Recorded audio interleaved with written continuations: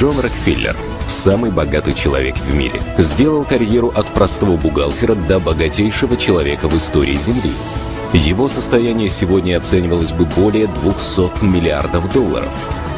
Занимаясь бизнесом, Джон выполнял определенные правила, которые помогали ему сохранять и увеличивать свой капитал. Как звучат эти правила? Первое. Меньше работай на кого-то.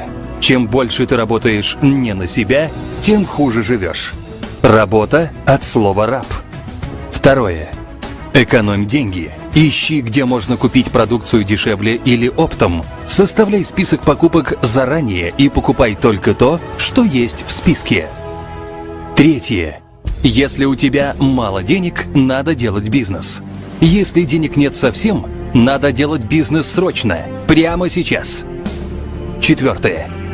Путь к огромному богатству лежит только через пассивный доход. Доход, который приходит к тебе независимо от твоих усилий. Создай источник пассивного дохода и живи себе в свое удовольствие. Пятое. Думай о том, как заработать минимум 50 тысяч долларов в месяц. Можно больше, меньше нельзя. Эта цифра была рекомендована Рокфеллером не просто так. Дело в том, что самые богатые люди в нашем мире ежемесячно тратят не более 50 тысяч долларов США. Шестое. Деньги приходят к тебе через других людей. Общайся. Необщительные люди крайне редко становятся богатыми. Седьмое. Бедное окружение практически всегда тянет тебя в бедность.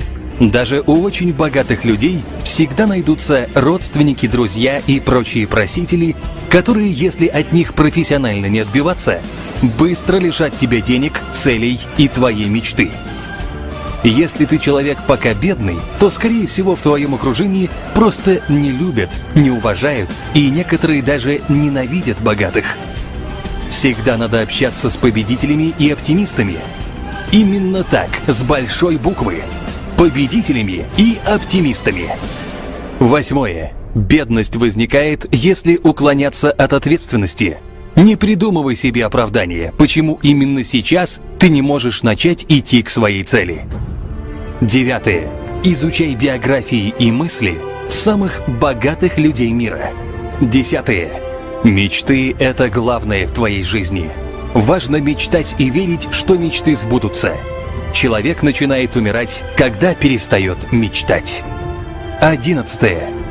Помогай людям не за деньги, а от чистого сердца, но только тем людям, которым ты сам хочешь помогать. Это не обязательно родственники или знакомые.